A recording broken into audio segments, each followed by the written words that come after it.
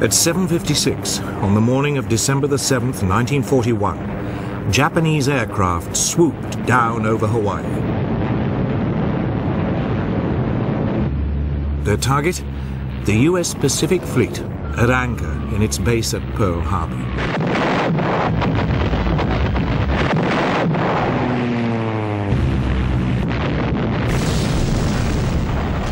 Five US ships were hit immediately.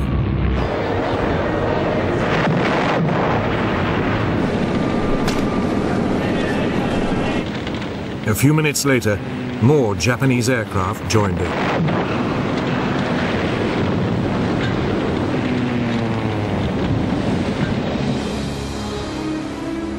By 8:35, 2 US battleships were sinking, 2 had capsized, and 2 were badly damaged.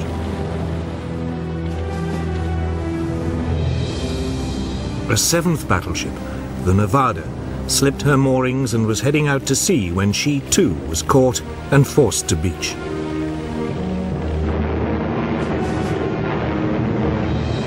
Simultaneously, Japanese Zero fighters strafed US aircraft lined up on the island's airstrips.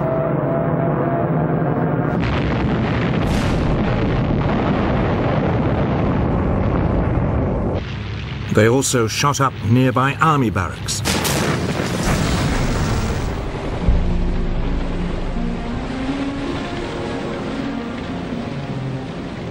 By the end of the attack, dozens of US warships had been sunk or damaged.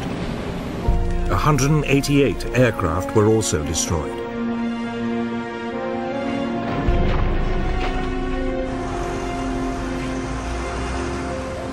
The next day, US President Franklin Roosevelt declared war on Japan. Since the unprovoked and dastardly attack by Japan on Sunday, December 7th, 1941, a state of war has existed between the United States and the Japanese Empire.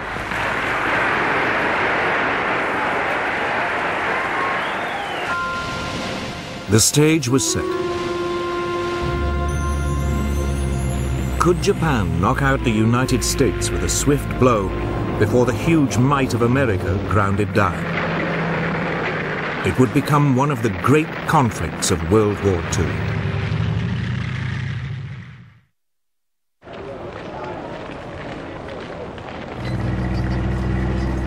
Japan's first steps towards war had come in August 1940. Capitalizing on France's defeat in Europe, it seized control of air bases in the north of the French colony of Indochina. It was looking for a quick and easy expansion of its empire.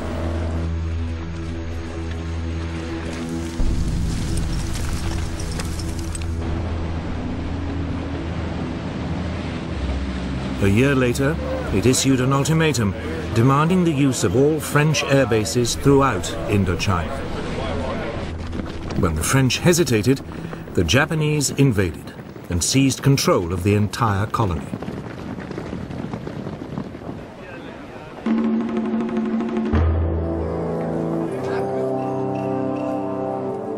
Japan felt the consequences almost immediately. The United States froze its overseas financial assets, effectively robbing the country of its ability to buy oil. Japan faced a choice: climb down and lose face, or seize more territory and up the stakes.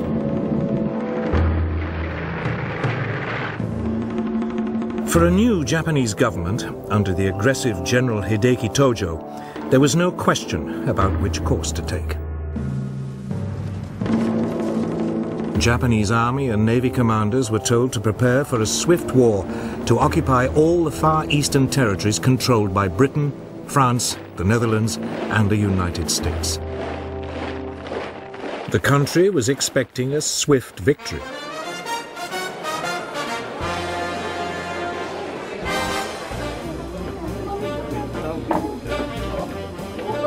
Japan saw the Americans, in particular, as a nation of pleasure lovers with no stomach for a lengthy war and heavy casualties. The Japanese military calculated that if they could destroy the US Pacific Fleet, the US would quickly sue for peace. It was now that they decided to attack Pearl Harbor. Admiral Isoroku Yamamoto, commander of the Japanese Combined Fleet, was put in charge.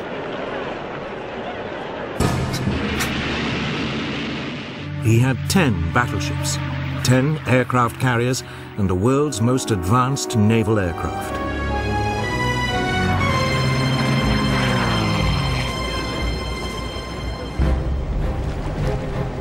Against him, the US Pacific Fleet had 8 World War I vintage battleships and 2 carriers.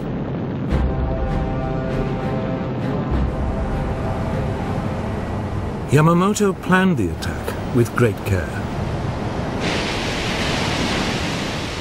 He would hit the US fleet in Pearl Harbor on a Sunday, since, according to intelligence reports, it usually spent the weekends in port.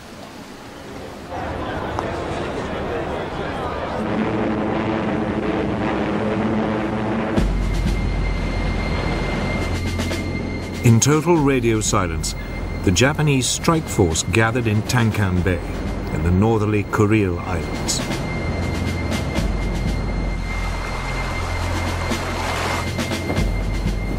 The fleet set sail on November the 26th, 1941.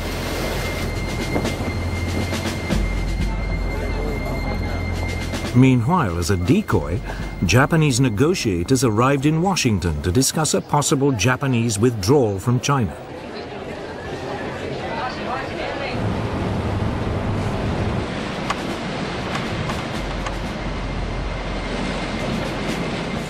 The Japanese fleet refueled after several days at sea. 3 days later, it was off Hawaii. The Americans were still blissfully unaware that anything was wrong.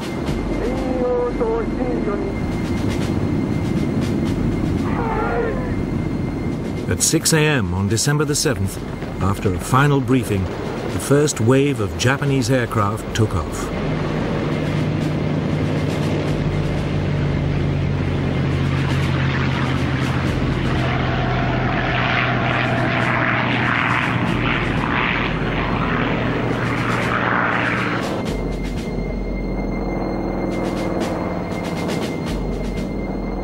As the Japanese aircraft dived into the attack, US personnel were still just stirring on a fine Sunday morning.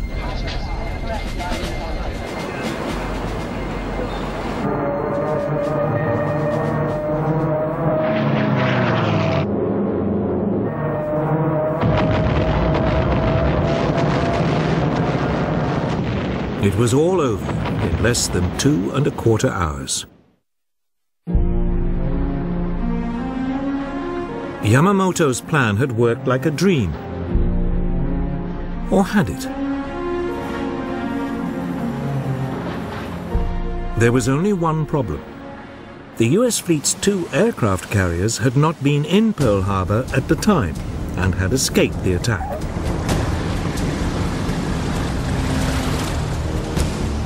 Yamamoto's main aim of crippling the US Pacific Fleet had only partially succeeded.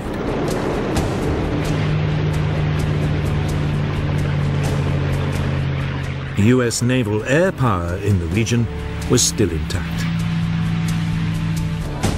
But in the United States, there was shock and disbelief.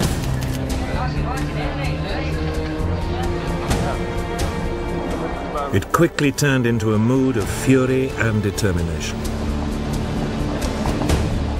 Angry mobs attacked the Japanese embassy. Japan had disturbed the sleeping giant. The US Secretary of the Navy, Frank Knox, spoke for many. The Japs started this war. We are going to finish it.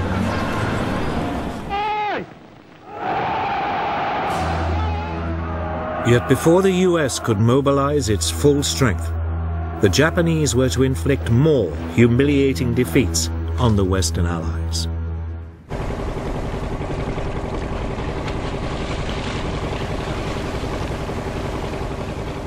In December 1941, as America was licking its wounds after Pearl Harbor, Japan launched a series of attacks on Western colonies in Southeast Asia. It thought it had knocked out America. Now it moved against Britain and its colonies.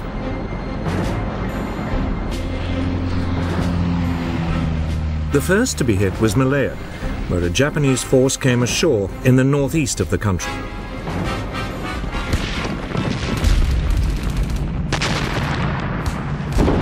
The plan was that it should make its way south down the east coast.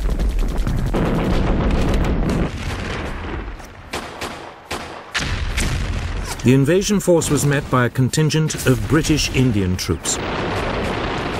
But after a day of fighting, they were brushed aside.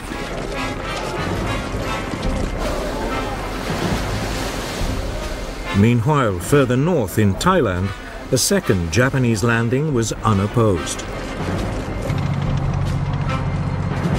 30,000 Japanese troops were soon making their way down the western coast of Malaya.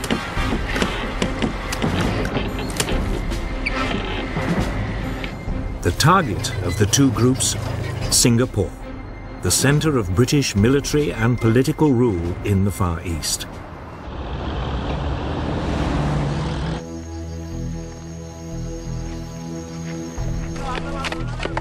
Britain had turned the island into what it believed was an impregnable fortress. But all the guns pointed south, out to sea. The Japanese were approaching by land from the north.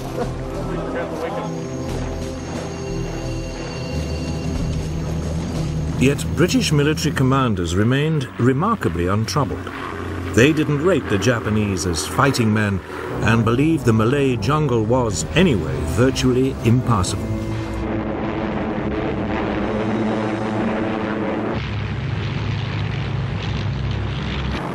But the Japanese had other ideas. To soften up Singapore, they attacked the city from the air.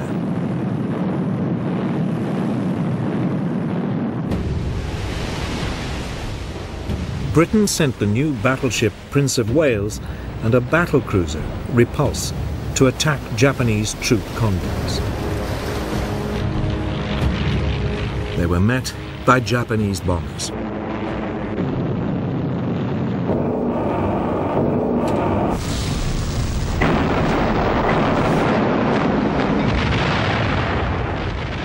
Both warships were sunk in less than 2 hours.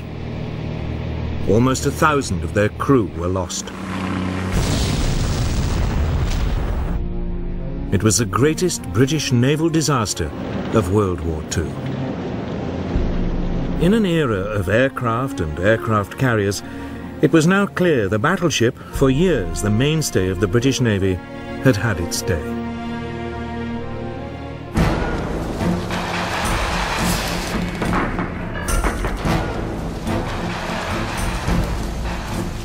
Back on land, the Japanese continued to head south towards Singapore.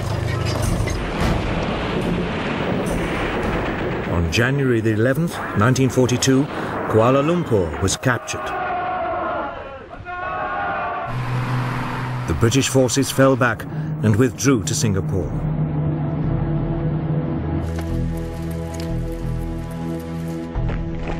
There were now about 100,000 British soldiers to defend it. They faced a force of only 30,000 Japanese.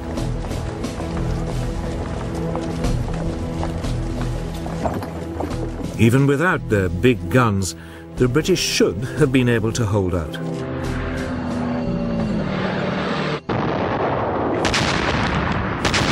The Japanese launched an assault in early February. It was supported by more airstrikes.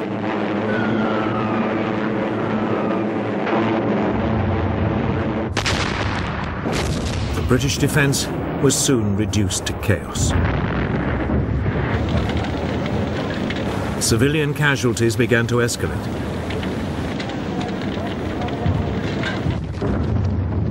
Four days later, the Japanese had pushed through the last of the British defensive lines.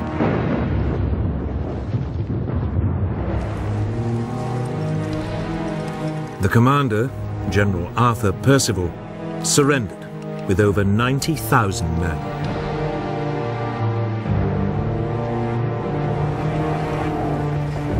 Never in the history of the British Army had a commander in charge of such a large force had to surrender, and to an enemy general whose force was outnumbered more than 3 to 1. Britain's 200-year-old power and prestige in the Far East had been wiped out in just 10 weeks. But it wasn't the only disaster.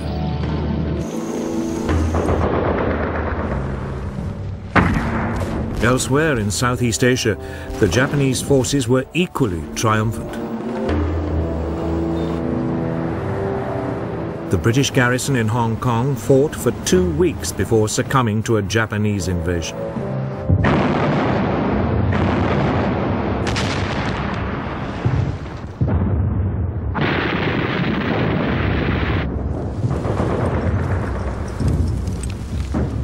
In the Philippines, America fared no better.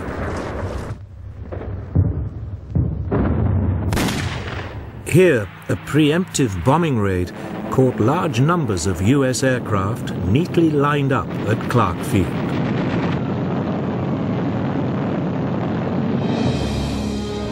Most were destroyed.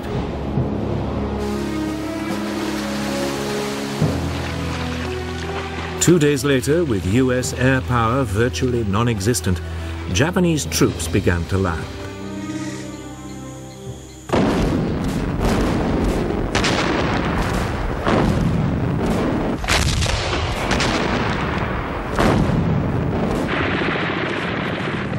The local Philippine troops melted away.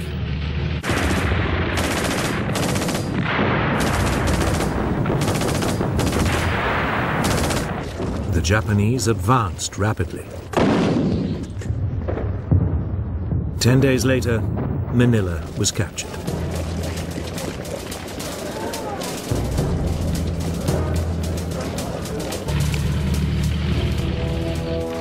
The US soldiers were forced to withdraw to the Bataan Peninsula. Here they hoped to hold out until a relief force could be sent. It never came.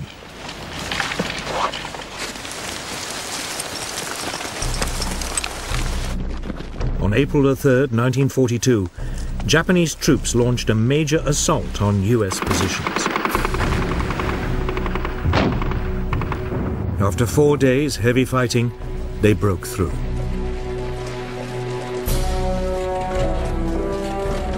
The Americans surrendered 2 days later.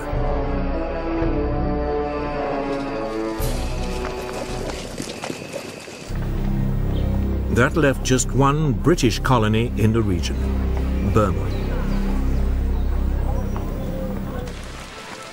In early 1942, Japanese forces pushed into the south of the country. The British defences had been utterly neglected. There were only some 15,000 men defending the country. They were no match for the Japanese.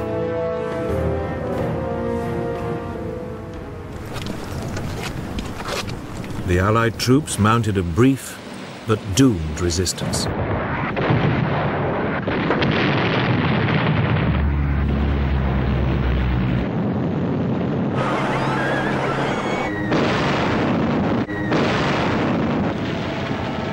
Less than 2 months after invading Burma, the Japanese had seized the capital, Rangoon.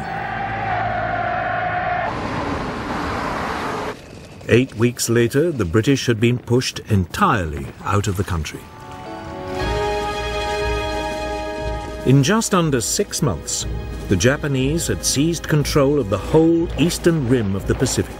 Their Oriental blitzkrieg had been swift and crushing. Yet already, there were warning signs that they were not as powerful as they appeared.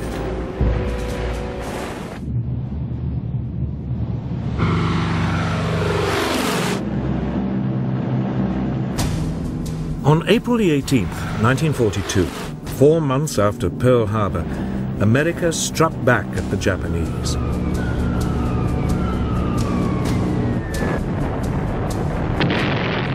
US bombers flying low over Tokyo dropped bombs on the city close to the Emperor's palace. Others struck Yokohama, Kobe, and Nagoya. The raid, authorized by President Roosevelt himself, was daring in the extreme.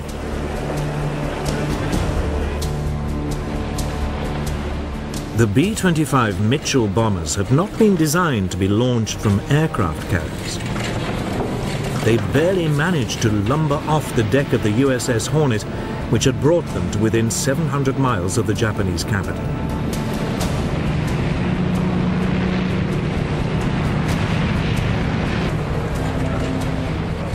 But that didn't diminish their effectiveness in the air.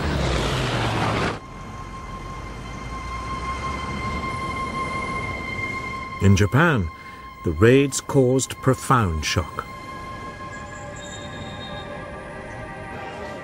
After their runaway successes of the past 4 months, they had never expected an attack on their homeland.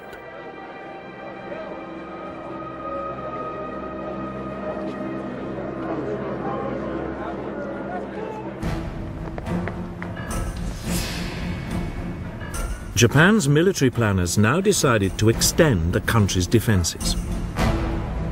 If they could seize additional strategic outposts in the Pacific, they could attack and destroy Allied forces before they even came close to the homeland.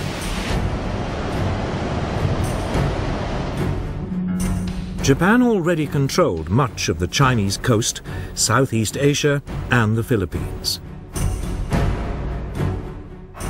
They had also seized the Dutch East Indies. Now they decided to strike south and attack Papua New Guinea and the Solomon Islands, and east to take the island of Midway in the middle of the Pacific. It would mean the homeland was surrounded by a string of fortified positions. Yet even as Japan was planning its move, its operations were severely compromised, though it only realized this after the war.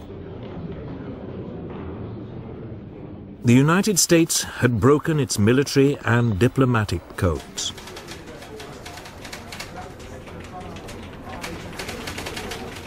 By spring 1942, the US Navy's code-breaking team in Hawaii was reading enough messages to give it a remarkably accurate insight into Japan's intentions.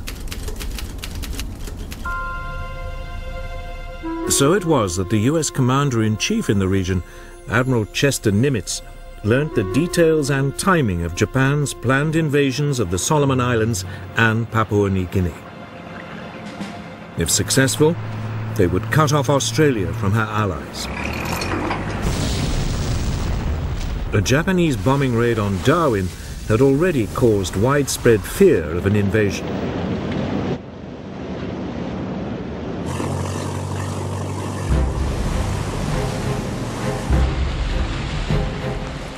In early May 1942, the Japanese plan to widen its defensive perimeter was launched. They seized the Solomon Islands.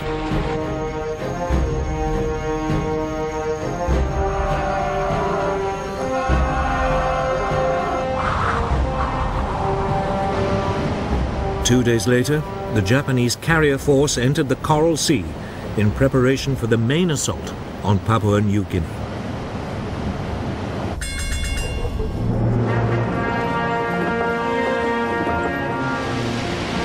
But this time, the Americans had anticipated them. Admiral Nimitz had ordered 2 US aircraft carriers and a number of smaller warships into the area.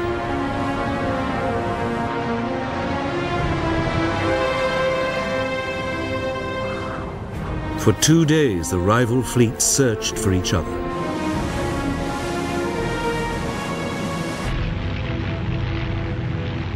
Then, on May the 7th, US aircraft located and sank the Japanese carrier Shoho.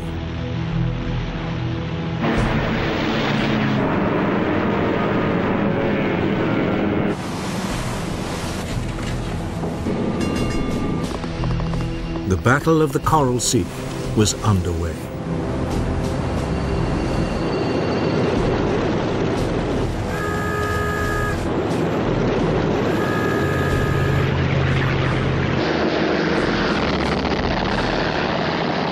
Early the following day, the Japanese responded, unleashing a hail of torpedoes and bombs.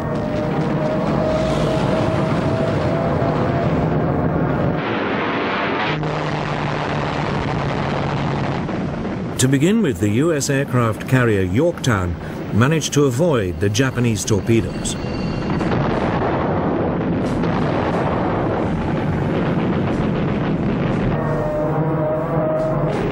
But then she took a bomb which penetrated 4 decks before exploding.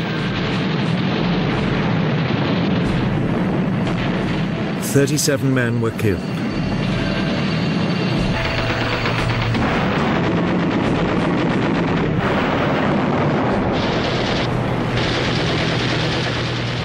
The larger and less maneuverable carrier Lexington was also hit by several bombs as well as 2 torpedoes.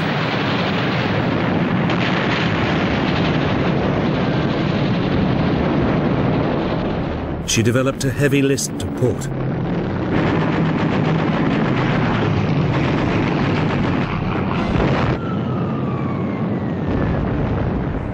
The Americans returned fire, attacking the Japanese carrier Shokaku.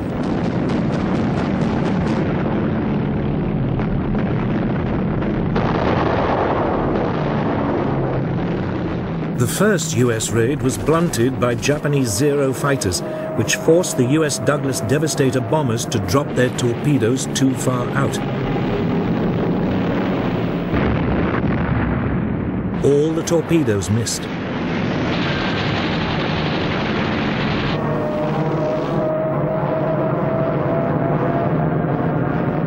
But a second wave of US dive bombers struck home.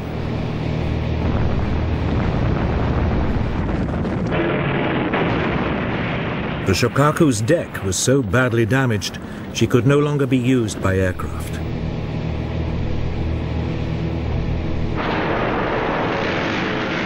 After 2 days of fighting, the 2 forces finally disengaged. That evening, the Lexington, still afloat, suddenly erupted in a huge explosion.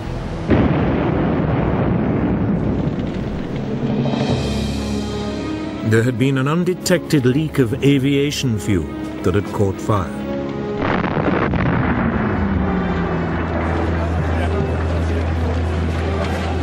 Amazingly, all but 215 of the nearly 3,000 men on board were rescued. Later that evening, an American torpedo scuttled the burning hulk.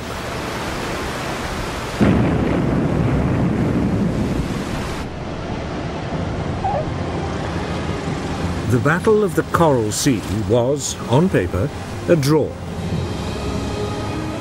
Each side had lost 1 carrier and had another severely damaged. Strategically, however, it was a major US success.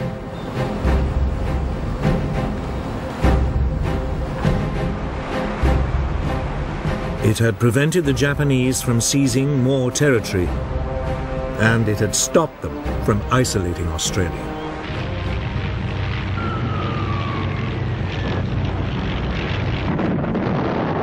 The Battle of the Coral Sea marked a new era in naval tactics. It was the first major sea battle in which the opposing ships were completely out of visual contact. It was fought, instead, by aircraft flying from carriers.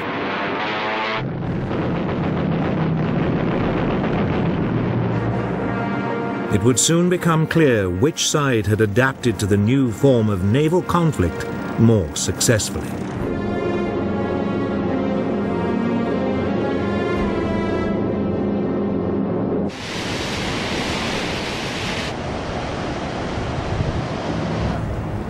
By the late spring of 1942, Japan and America were deadlocked.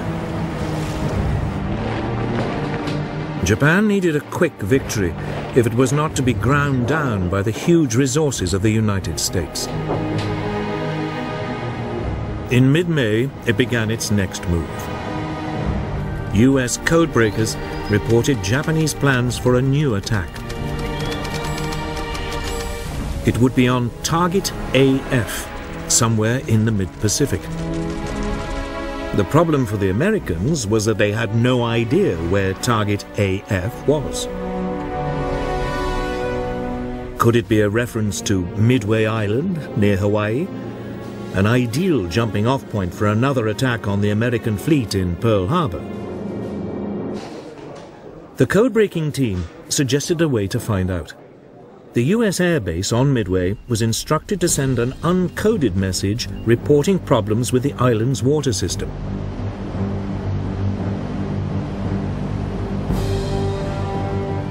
Almost immediately, the codebreakers intercepted a Japanese signal that Target AF was having water supply problems. Admiral Chester Nimitz now knew exactly where the enemy would strike.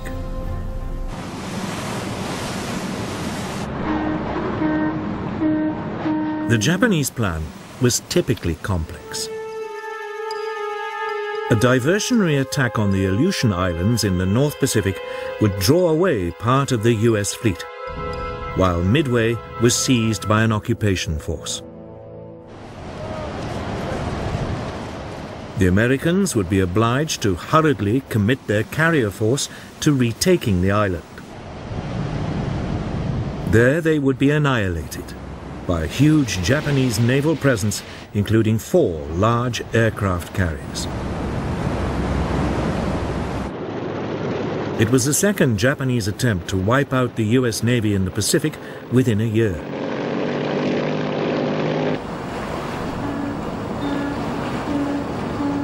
Forewarned, the American carriers left port and moved to a position where they could ambush the Japanese.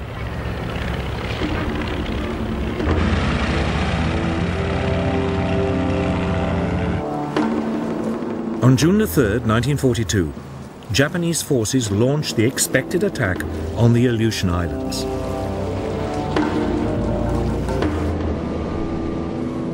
Nimitz didn't respond.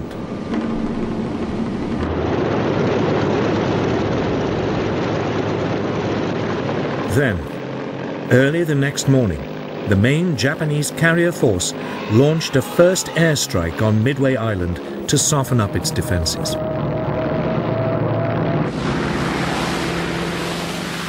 US warplanes from the island intercepted them. Most were outdated Brewster Buffaloes and were easily shot down by the more agile Japanese Zero fighters.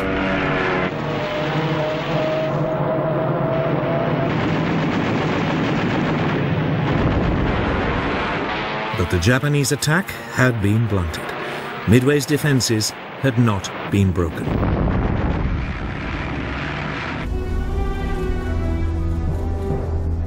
The Japanese commander, Admiral Chuiki Nagumo, faced a difficult decision. He'd kept some of his aircraft in reserve, loaded with munitions designed specifically for attacking ships, just in case the US fleet was spotted. Should he now order this reserve to be stripped of its torpedoes and armor-piercing bombs and reloaded with high-explosive and fragmentation bombs for a second strike on Midway? It would leave him ill-equipped to take on the US Navy, but he calculated it was a risk worth taking. Then, just as the reloading was underway, he received unwelcome news. A US naval force had been spotted. Was this the US carrier force, or a smaller, less significant fleet of ships? Nagumo was in a dilemma. Should he continue with the second strike on Midway, or should he once again re-equip his bombers to take on the US vessels?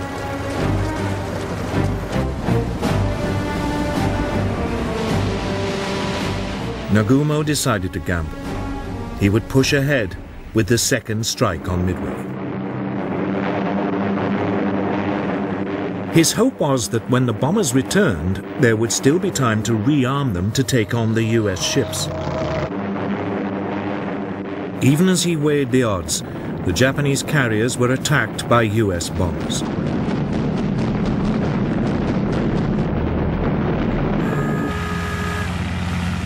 Every available Japanese Zero fighter was scrambled before the US bombers were repelled.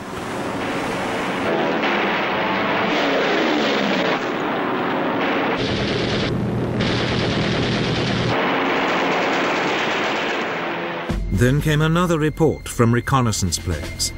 The US force did indeed contain aircraft carriers. Nagumo was, once again, on the spot. His aircraft were halfway through reloading, but the US carriers were a much more important target. He took a second gamble. He decided to change their weapons yet again to attack the US force. But while he did so, his ships would be sitting ducks. Almost immediately, they came under attack from low-flying US torpedo bombers. But they were old and slow and attacked without fighter support.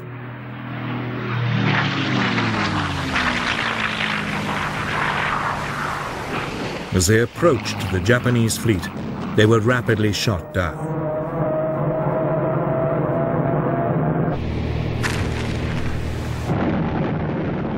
For a brief period, it looked as though Nagumo's gamble had paid off.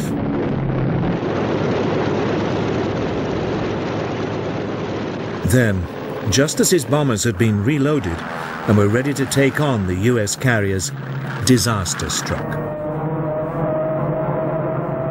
US dive bombers, approaching unseen at high altitude, hurtled down on his ships.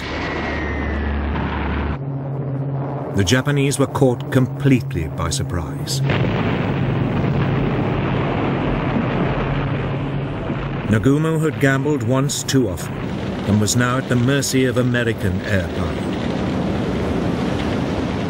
Within 5 minutes, the US dive bombers had reduced 3 of Japan's largest aircraft carriers to flaming wrecks. All would later sink.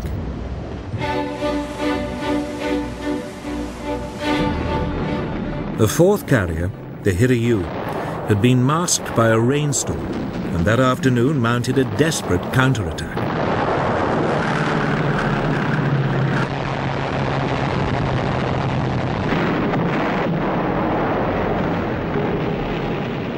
The US carrier Yorktown was severely damaged.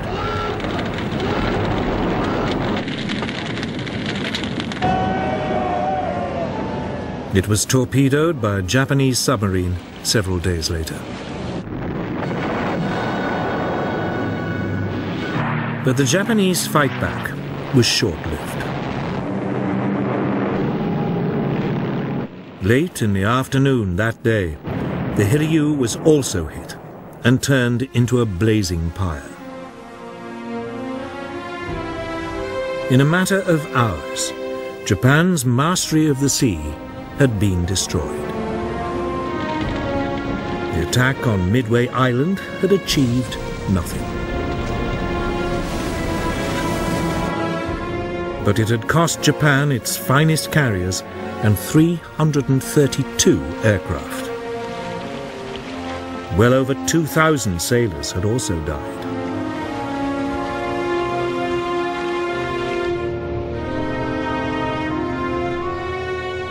America now ruled the waves in the Pacific.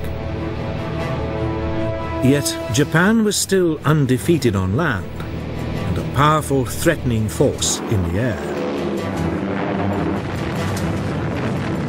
In the coming months, it would try to maximize these advantages.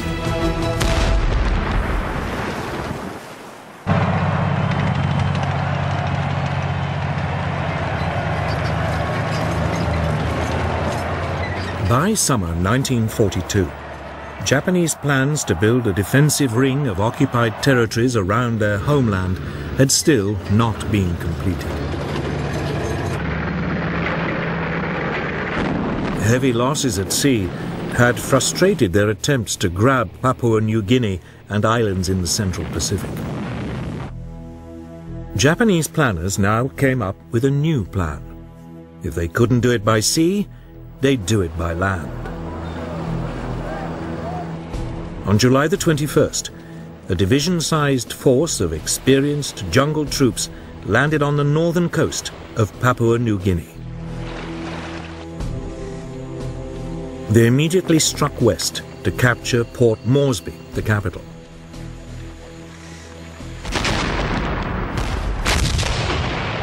Progress was swift at first.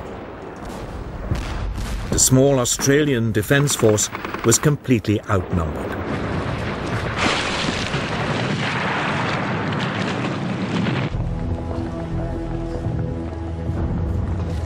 Within weeks, the Japanese had captured the main pass over the Owen Stanley Mountains.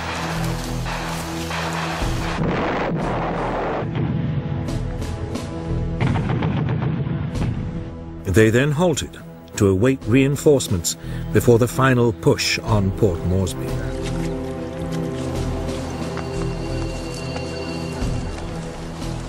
The Australians also mustered new forces.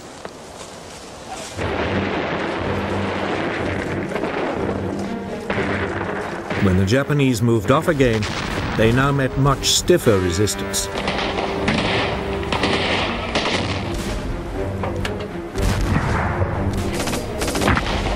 For the first time, Japanese troops were up against men who matched them for training, experience, and morale. The Australians stood their ground, and the Japanese were temporarily brought to a standstill.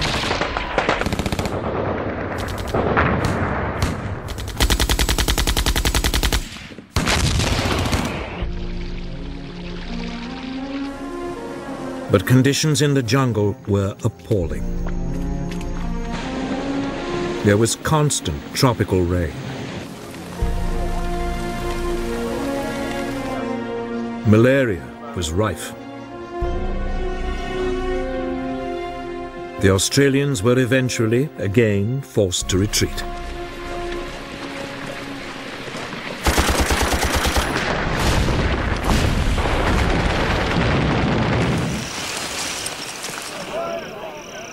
After 2 months of grim fighting, the Japanese were within 30 miles of Port Moresby. Then, finally, US reinforcements arrived.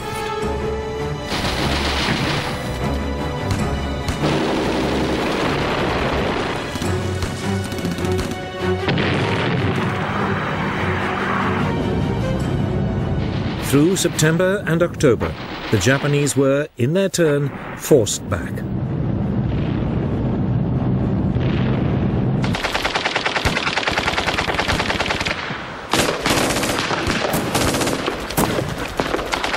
The Japanese made an heroic but suicidal stand.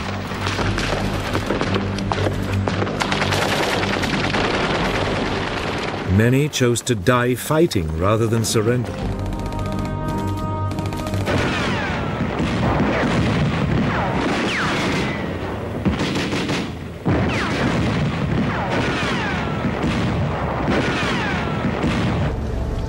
It took the Allies another 2 months before the Japanese were finally overwhelmed.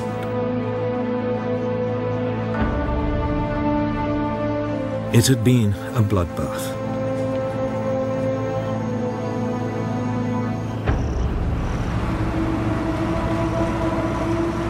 "15,000 Japanese troops had embarked on the operation. Only 3,000 got away.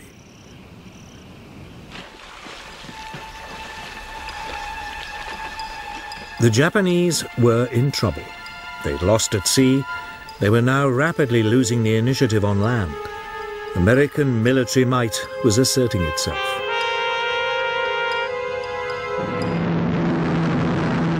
There was only one alternative left: air power.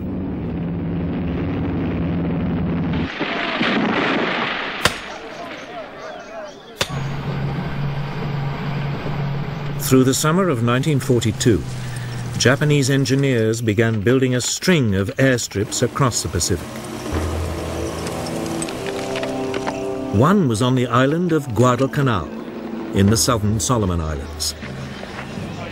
It was particularly well situated to threaten US convoys heading for Australia. It would become the focus of an epic battle.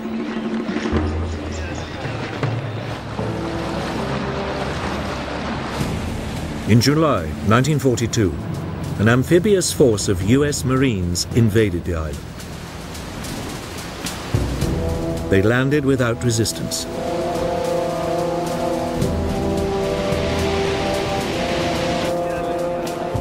The plan was to capture the half-built airstrip, complete it, and then turn it into a US base. But the Japanese were not ready to give up. That night, they sent in a naval force to land reinforcements and to attack the fleet of US ships supporting the Marines.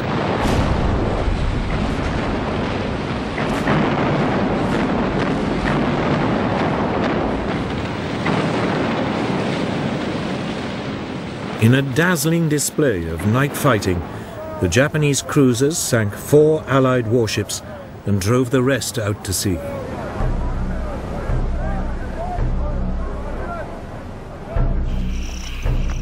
The Marines were now marooned, without supplies and without much of their equipment. They dug in around the airstrip. Despite constant bombardment, using construction machinery left behind by the Japanese, they pushed ahead with the completion of the airfield.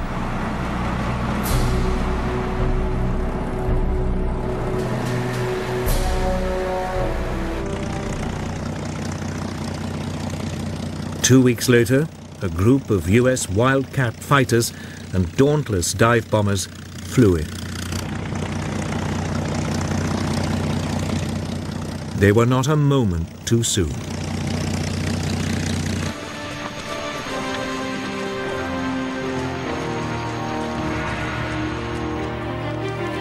The next day, newly arrived Japanese troops launched a series of suicidal attacks on the airstrip.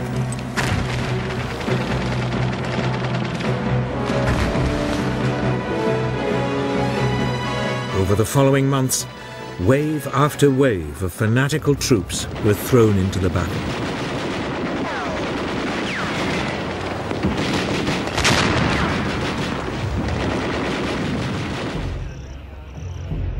By the winter of 1942, the two sides had fought themselves to a standstill, both now dug in to defensive positions.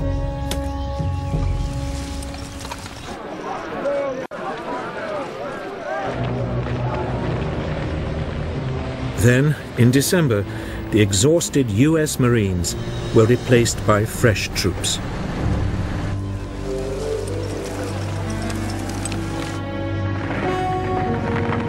US soldiers now began a new push on the increasingly isolated pockets of Japanese resistance.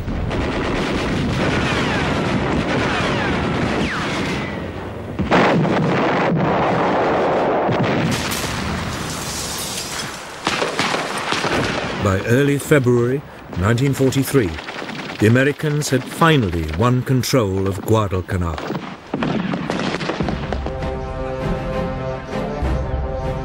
They had now beaten the Japanese at sea and on land. They had even denied them access to the air. The Oriental Blitzkrieg had failed. The Japanese Empire now faced a foe that was still growing in strength at a rate it could never hope to match. It was the beginning of a fundamental shift in the course of the war.